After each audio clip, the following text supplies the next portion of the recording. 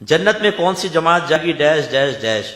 میرے مسئلہ یہ ہے کہ دیکھیں یہ جو آپ نے نام وغیرہ لکھے ہیں ان سب کو ہٹا دیجئے آپ.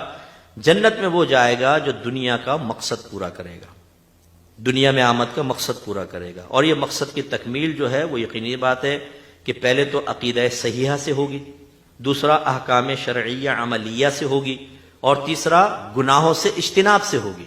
یہ تین چیزیں امپورٹنٹ ہوتی ہیں کہ آپ عقیدہ صحیح سیکھیں، صحیح العقیدہ ہوں آپ. نمبر دو، جو بھی عبادت یا معاملہ آپ کے لیے کرنا ضروری ہے اس کا اتنا علم سیکھنا ضروری ہوتا ہے کہ اس عبادت یا معاملے کو آپ کامل طریقے سے اغلاط سے پاک رہ کر ادا کر سکیں. اور تیسرا گناہوں کی معرفت، صغیرہ کبیرہ ظاہری باطنی گناہوں کی معرفت، اور ان سے پھر گناہوں سے بچنا.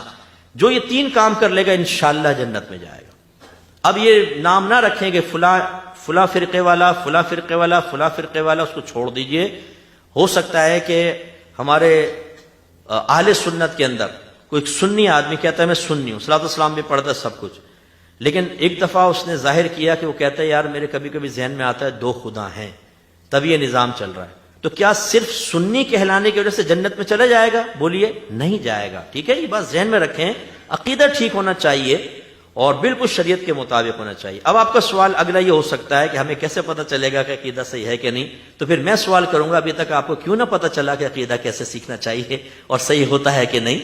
یہی میرا درد ہے کہ ہم لوگوں نے سیکھا کچھ بھی نہیں ہے، اپنا عقیدہ بھی نہیں سیکھا ہوا، لیکن ماشاءاللہ ٹنا سننی ہے. بالکل ایسے جیسے آپ کوٹ پہن کے آ جائیں اور اسٹیتھوسکوپ اور کہیں آئی میں ڈاکٹر، اور میں پوچھوں کہ ڈگری دکھائیں تو مجھے پڑھا بڑا کچھ نہیں ہے. فقیر نے ابا جان ڈاکٹر تھے، ان کو 2-4 دفعہ آپریشن کرتے ہوئے دیکھا ہے، بس یہ ہو گیا، لائیے اپنے ابا کو لٹا دیجئے، میں آپریشن کرتا ہوں اور میں لٹا دوں گا اپنے ابا کو سامنے نا. تو یہ ہو رہا ہے ہمارے ہاں. یار سیکھو تو صحیح بھائی، سیکھنے سے ہوگا.